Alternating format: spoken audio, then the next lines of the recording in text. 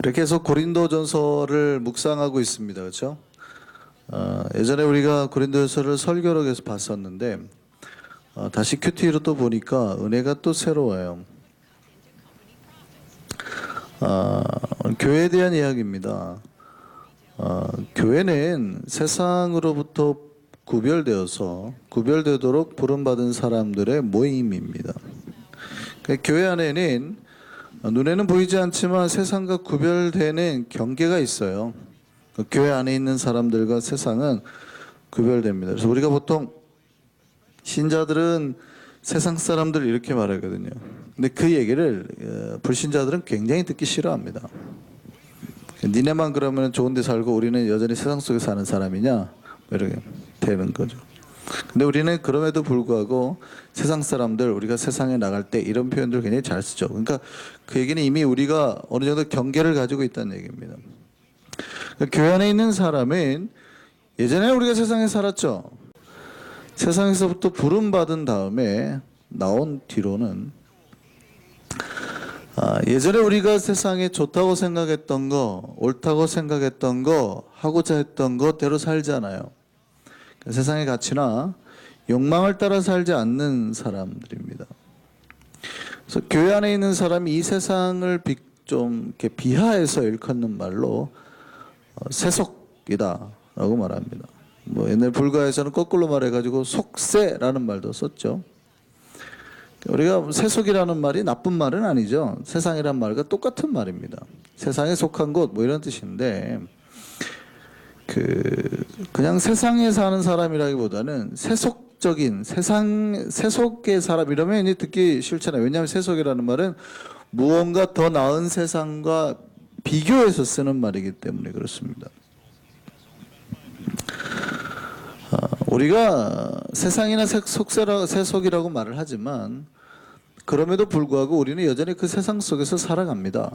우리가 분명히 세상으로부터 구별되었지만 우리는 여전히 세상 속에서 살아가요. 그 얘기는 우리가 구별될 때는 눈으로 보이는 어떤 지역적인 경계에서 나온 게 아니기 때문에 그렇습니다.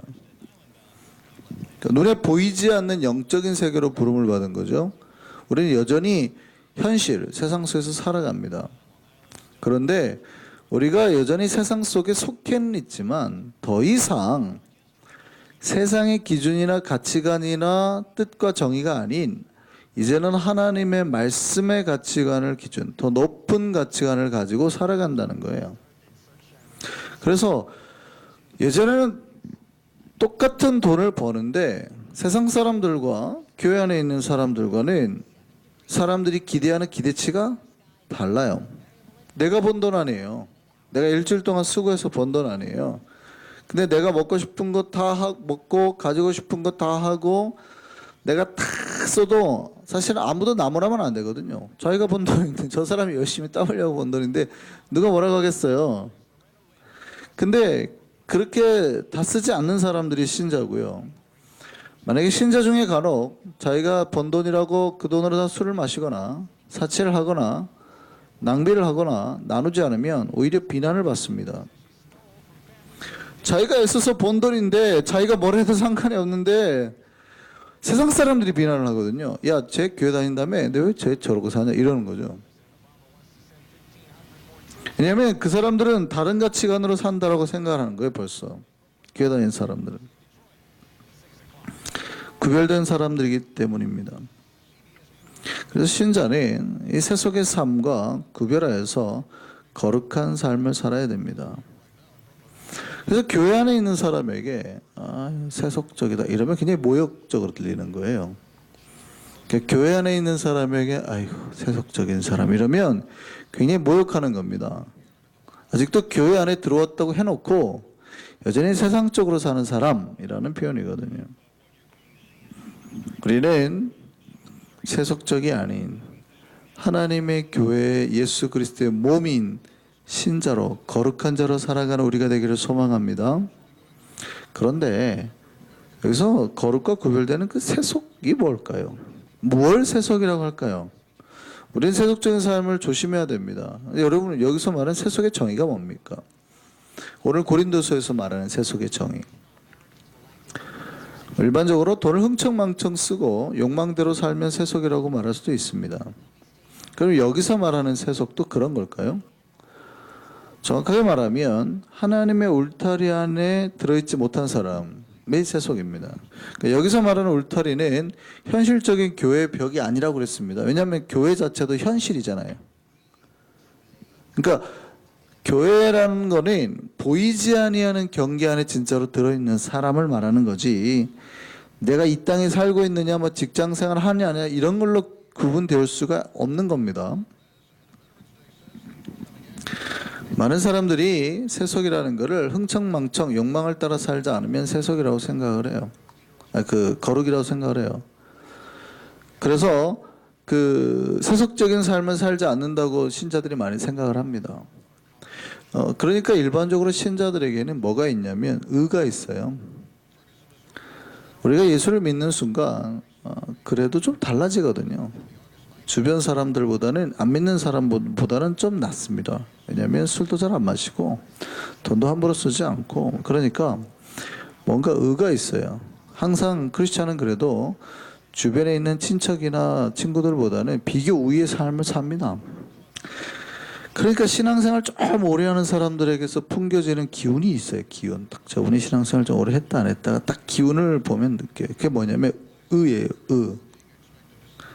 한 신앙생활 10년 정도 열심히 했다고 하시는 분들은 함부로 사는 조카에게 조언 한마디 할 정도의 자신감은 가지고 살게 마련입니다. 똑바로 살아 이놈아, 이렇게 되는 거죠. 그게 뭐냐면 의예요. 의, 자기의. 그러니까 나는 속세에 있지 않다, 세속에 있지 않다라고 생각을 하는 거죠. 조심해야 됩니다. 이런 신앙인들의 특징이 자기의 현재 상태에 만족해버린다는 거예요. 왜냐면 항상 그래도 나는 당신보다는 높다는 거예요. 그 사람들은 일주일에 두세 번씩 술을 마시고 뭐 자기가 하고 싶은 대로 돈 다 쓰는데 우리는 그렇지 않죠. 돈 아껴 성금도 하고 뭐 이러니까 항상 비교 우위에 있어요. 불신자들보다. 그러니까 이런 신자들의 특징이 항상 의로운 상태에 있어요. 그러니까 의롭다는 얘기는 내가 이미 의를 완성했다고 생각하는 거예요. 그러니까 내가 다른 교회만 있어도, 교회만 출석해도 안 믿는 사람보다 항상 낫다고 생각해. 벌써 그렇게 돼버리는 거죠. 왜냐하면 이미 나은 삶을 사니까. 그런 신자들의 특징이 뭐냐면 의가 넘쳐요. 의. 그러니까 내가 현재 교회에 나와서 헌금하는 것만으로 만족을 하고, 내가 주일날 예배 드려주는 것만으로 만족을 하고, 헌금해 주는 것만으로 만족을 하는 거예요. 그러니까 하나님 앞에 감사로 예배하고 헌신하고 헌금하는 게 아니라 내가 드려주는 거죠. 항상 내가 여기 교회에서 얼마나 뭘 해주는데, 이렇게 생각을 하는 거예요. 내가 해준다고, 항상 하나님 앞에 해준다고. 하나님이 해주는 게 감사한 게 아니라 내가 해주는 거지, 내가 없으면 요 교회 망해, 이렇게 생각하게 되는 거예요. 내가 헌금하지 않으면 이렇게 되는 거죠. 왜냐하면 내가 그래도 다른 사람과 비교해서 꽤 괜찮다는 거예요. 이 사람들의 특징이 뭐냐면 더 깊은 신앙이나 더 높은 신앙으로 못 나아간다는 거예요. 안 나아가도 괜찮아지기 때문에. 그런 신자들이 만약에 가득 차잖아요. 그때부터 발생하는 현상이 뭐냐면 그 의를 가진 사람들끼리 서로 이제 싸우는 겁니다. 누구의 의가 더 높냐, 이런 걸 가지고 잘난 척하네, 지가 얼마나, 뭐 이렇게 싸우게 되는 거죠. 하나님은 우리가 더 자라나기를 원하십니다. 그러니까 이 상태가 아니라 언제나 더 자라기를 원하세요. 더. 그러니까 우리 성산이는 자기가 다 컸다고 생각을 해요. 항상. 이놈은 항상 뭐 7살 때든 8살 때든 9살 때든 10살 때든 11살 때든 자기가 다 컸다고 생각을 합니다. 자기는 지금 완전한 상태로 생각을 해요. 왜냐하면 자기도 눈이 있고 코가 있고 키도 벌써 저희 와이프만 하고요. 밥도 와이프보다 더 많이 먹거든요. 영어도 이제 어느새 저보다 훨씬 잘해요. 그러니까 이놈이 지가 완전한 줄 알아요. 아이들은 언제나 자기 현재 상태가 완전하다고 생각을 합니다. 그런데 만약에 그 아이가 자기의 현재 상태에 만족을 해서 만약에 멈추면 어떻게 될까요? 어른의 입장에서 보기에는 항상 불완전한 거거든요.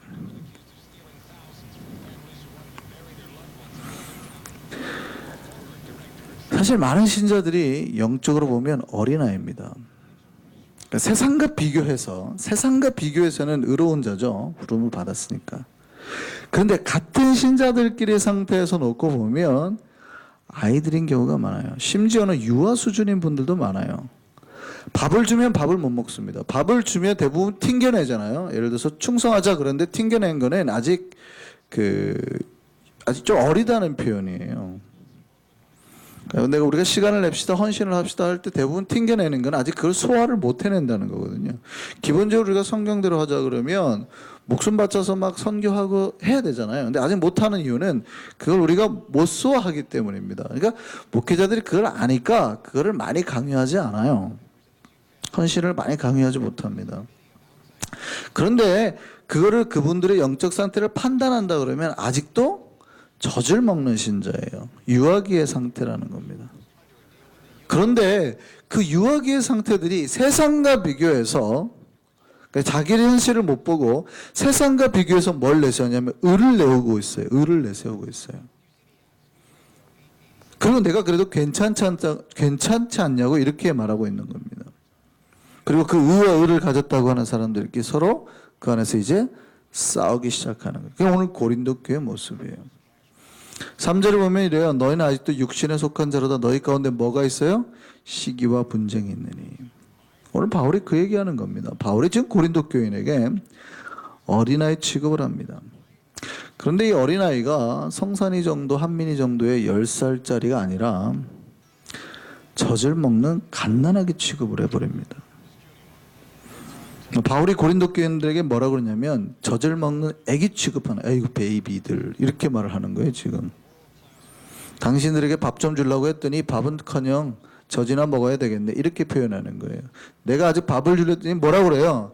내가 당신들을 어린아이 대함과 같이 하노라. 왜냐하면 내가 너희를 젖으로만 먹이고 밥으로 아니하였노니. 왜냐하면 너희가 감당하지 못하는 거예요. 밥을 줬더니 감당하지 못하는 거예요. 아직 밥을 씹을 정도도 안 된다는 거예요. 젖을 먹여요. 그러니까 베이비 취급하는 거예요. 근데 사실은 물론 바울은 베이비 취급했지만 오늘 본문을 해석할 때는 고린도 교인들이 꽤나 믿음이 좋은 거예요. 진짜 베이비들은 이런 얘기 들으면 빨딱 화를 내겠죠. 근데 바울이 이렇게 굉장히 설교를 세게 하는 거예요. 오늘날로 따지면. 제가 뒤에서 말씀드리겠지만 고린도 교인들이 신앙이나 신학적으로 꽤 높단 말이죠. 자기들은 막 방언도 하고 왜냐하면 다른 언어로 말을 하고 하니까 그걸 구원받았다고 할 정도니까 고린도 교회는 수많은 신비가 다 있었어요. 모든 예언, 은사 이게 다 있었다고요.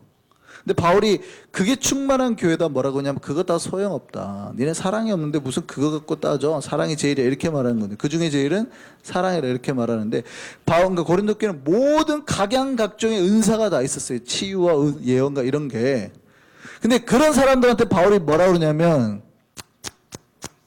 영적인 베이비들 같은 이래 뿌렸단 말이죠. 제가 만약에 이번 주일날 설교를 한다고 생각하면 여러분들이야 신앙이 좋지만 제가 가가지고 이번 주일날 설교를 하는데 한성교회는 수준이 아직 기초도 안 돼가지고 아직 젖이나 먹고 있고 이래 보세요. 좋아하겠습니까? 난리가 날 겁니다. 우리 목사가 드디어 미쳤구나 뭐 이러고. 근데 바울이 지금 그렇게 독한 말 하는 거예요. 그것도 영적으로 엄청난 은사들, 역사들이 나타나고 있는 교회에다가. 근데 그거를 소화할 정도 되니까 괜찮은 거죠. 그런데 바울이 이 말을 다 이해할 정도니까 편지를 쓰는 거예요. 굉장히 지금 모욕적인 말이거든요. 오늘 고린도에서 3장이 나오는 이 초반에 나오는 말은 굉장히 모욕적인 말입니다. 어디 값도 안 되는데 뭐 이런 표현이에요. 요즘 아이들 말로 말하면. 잽도 안 되는데 옛날에는 그랬잖아요. 그런데 왜 바울이 그러면 고린도 교인들이 영적으로 아직 유학이냐? 심지어는 이 말이 굉장히 심한 말이거든요. 하나님 안에 들어있지 못한 자들이라는 표현입니다. 오늘 사실 이 말은 당신들은 뭐 기도도 좀 하고 뭐 치료도 하면 기도만 하면 치료도 좀 나타나고 역사도 나타나는 것 같지만 실제는 당신 아직 거의 구원받지 못한 자들의 이런 표현이거든요. 이 3, 4절에 나오는 육신에 속한 자가 뜻이 뭐냐면 공동 번역은 이렇게 번역을 해놨습니다. 세속적인 자들, 세속적인 인간 이렇게 표현해놨습니다. 당신들이 뭐 기도 좀 하고 역사가 나타나고 방언하고 예언하고 하지만 당신 아직 구원 못 받았어? 이렇게 말해버리는 거예요. 심하게 말하는 겁니다. 그러니까 당신 직분 받은 것 같지만 아직 구원도 못 받은 자 이래버리는 거예요. 제가 예를 들어 한국에는 그런 모임이 있잖아요. 장로회, 뭐 권사회 이렇게 전국 장로회 수련회 이런 데 있는 거예요. 근데 제가 만약에 메인 강사로 갔어요. 뉴욕 한성교회에서 이제 뉴욕 한성교회 오셨습니다. 근데 제가 처음 딱 가자마자 장로라는 감투는 쓰고 있지만 아직 구원도 못 받은 사람들 이래 보세요. 아마 성경책이 날라오고 그럴 겁니다. 성경책이 천국으로 가는 지름길이라고 막 던져버릴 거예요. 실제 김제에서 그런 경우가 있었죠. 화가 나가지고 성경책을 던졌는데 나이 드신 장로님 맞고 돌아가셨어요. 그때부터 신학생 사이에 유행하는 말이 역시 천국에 가는 길은 말씀밖에 없다고. 난리가 날 겁니다 아마. 굉장히 오늘 본문의 메시지는 굉장히 충격적인 메시지예요. 근데 그 이유가 뭐냐는 거예요. 우리가 의로운 척 하는데, 세상과 비교해서는 의로운 척 하는데, 우리가 예수 그리스도의 세계로 여기에 오는 게 끝이 아니거든요. 그 의를 얻은 게 이제 더 깊은 의로 나아가는 첫 단계예요. 예수 그리스도로 옷 입는 것이, 처음에 우리가 예수를 믿어서 구원받았다 하는 것은 더 깊은 세계, 더 높은 세계로 나아가기 위한 첫 단계거든요. 이 땅에 태어난 거예요. 아직 베이비인데 멈춰 있는 거예요. 더 깊은 사고를 하고 부모를 도울 줄 알고 이제 그 성장할 때까지 15살, 16살, 20살까지 쫙 자라나야 되는 거거든요. 근데 바울이 보기에는 고린도 교회가 그렇지 못했다라는 거죠. 근데 바울이 그렇게 말하는 이유는 분열이라는 거예요. 너희 안에 뭐가 있어요? 시기, 다툼, 분열, 분쟁이 있어요. 고린도 교회 안에는 네 파로 나눠서 싸웠습니다. 아볼로파, 게바파, 바울파, 그리스도파. 서로가 옳다고 싸우는 거예요. 물론 교회 안에 정치를 할 때, 우리 장로교는 특히 정치하는 교회죠. 정치하는 걸로 모인 교회입니다. 왜냐하면 의회 정치라는 거예요. 장로 정치라는 게. 의회 정치. 그러니까 백성들의 뜻을 수렴하는 대표가 회의를 하고 하는 정치입니다. 그러니까 정치하는 교회예요. 정치를 할 때는 특히 리더는, 목회자는 어떤 의견이 옳다는 걸 항상 판단을 해줘야 됩니다. 판단해서 그 옳은 의견을 항상 해줘야 돼요. 그러니까 목사는 항상 옳다는 쪽을 방향을 정해주고 해야 됩니다. 그런데 우리가 어떤 방향을 정할 때에 다른 쪽의 사람들의 소수의 의견을 무시를 하거나 그 방향을 정할 때 분노나 욕망이나 시기와 분쟁 가운데 방향을 정해서는 안 되는 거예요. 정의도 중요하지만 정의보다 더 중요한 건 예수 그리스도의 몸을 이루는 거룩과 사랑이거든요. 근데 의로 가득 찬 사람들의 특징은 아직 어린 의죠. 자기들의 뜻을 주장하기 위해서, 자기가 옳다는 것을 드러내기 위해서 예수님의 사랑이나 화평이나 절제나 인내나 용서, 오래 참은 뒤로 던져버립니다. 그러니까 자기의 올바름을 주장해서 더 큰 올바름을 포기하는 거예요. 분을 내고 큰 소리를 내고 싸우고 다른 사람의 정의를 보지 못하는 거예요. 내 올바름만 보는 거예요.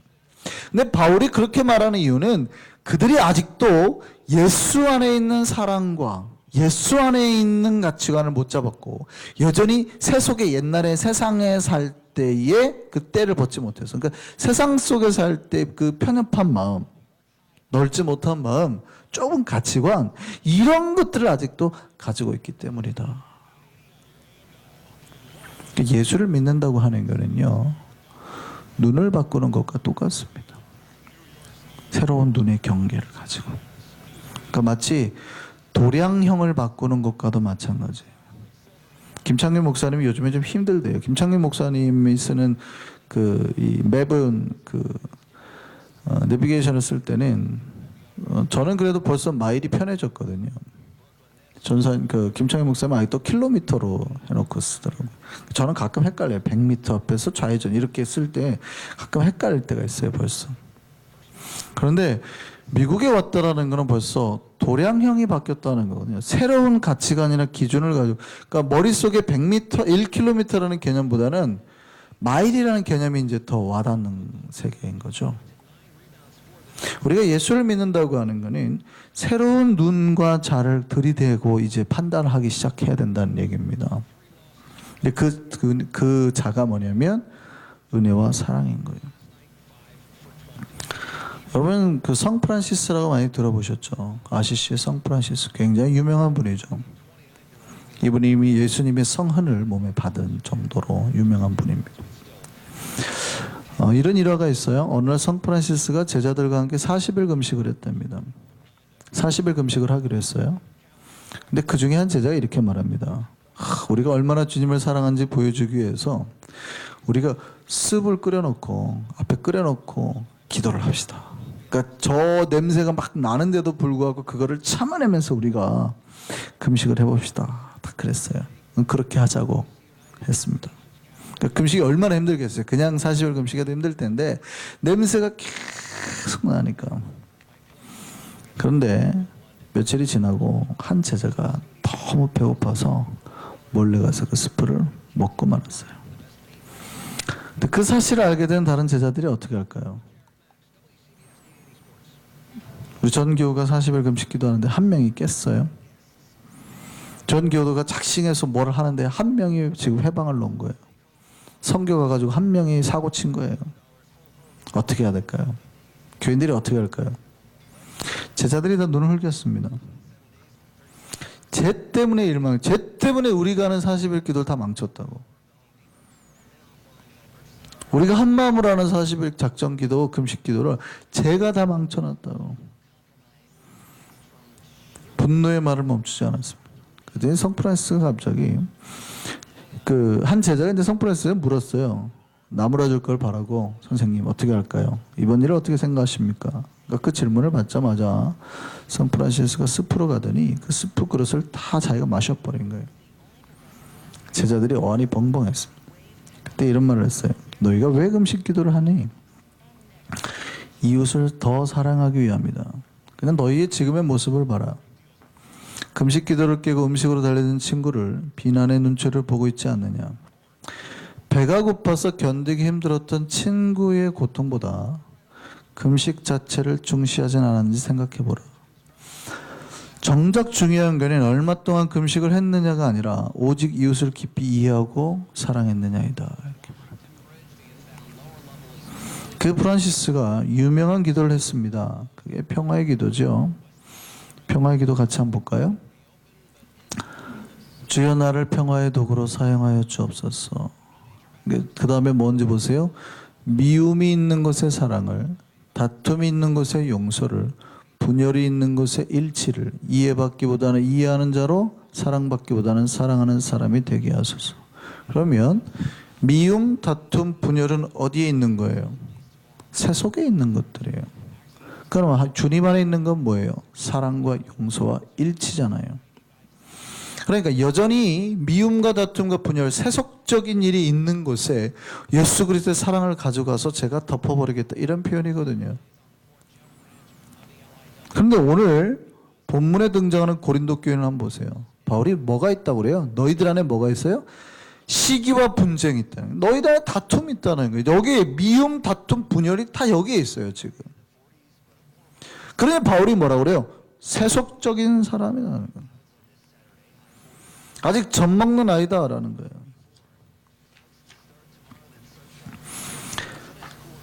그런데요, 제가 앞에서 말씀드렸죠. 고린도 교인들은 절대 믿음이 약한 사람들이 아닙니다. 지금 자기의 신학을 주장할 정도이기 때문에요. 신앙이 있고 신학적인 사람이에요.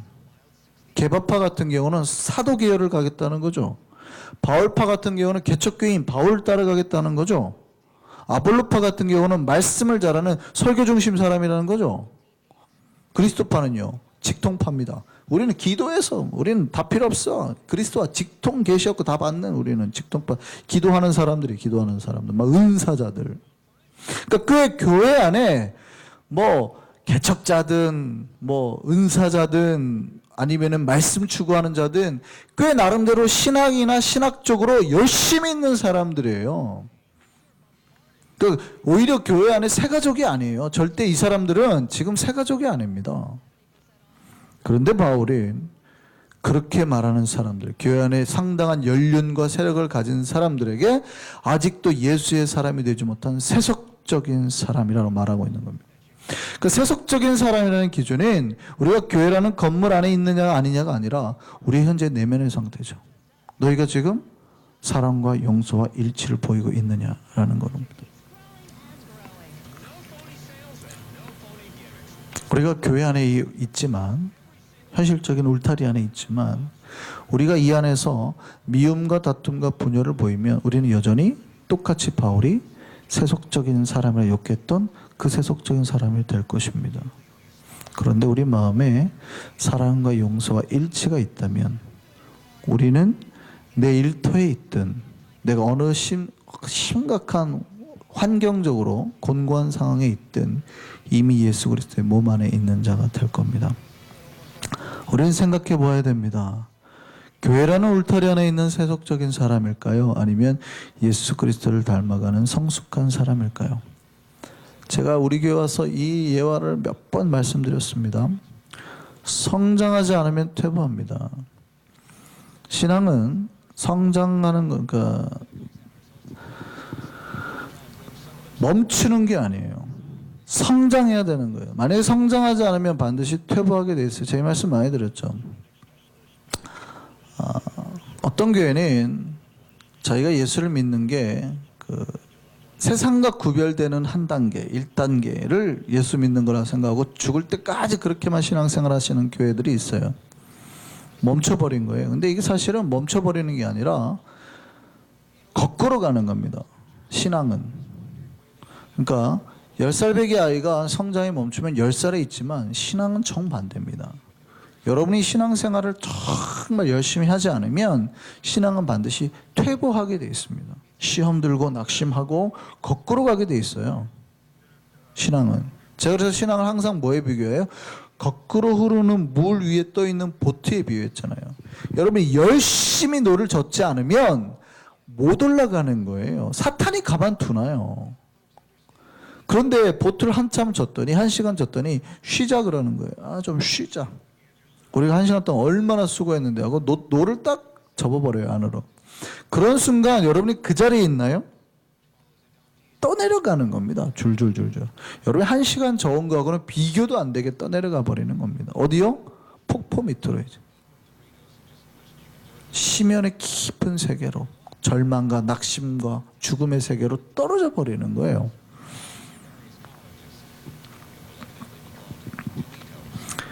에베소서 4장 말씀 보겠습니다. 우리가 다 하나님의 아들을 믿는 것과 아는 일에 하나가 되어 온전한 사람을 이루어 그리스도의 장성한 분량에 충만한 데까지 이르리니, 우리가 예수 그리스도의 그 은혜의 세계까지 충만하게 자라나야 된대요. 그 이유가 뭐예요? 우리가 이제부터 뭐가 되지 않도록? 어린아이가 되지 않도록. 예수를 믿는다는 게 처음 믿었다는 건 어린아이라는 얘기예요. 근데 계속 어린아이 상태로 있으면 안 된다는 거죠. 자라나야 된다는 거예요. 그 어린아이가 되지 않은 사람의 특징이 뭐예요? 사람들의 속임수, 간사한 유혹에 빠지지 않는 것. 세상적인 온갖 교훈이나 세상의 철학이나 돈의 가르침이나 이런 것이나 아니면 세상 사람들은 풍조에 떠다니지 않고 마음이 흔들리지 않는 것. 이게 그리스도의 장성한 분량까지 성숙된 사람의 특징이라는 겁니다.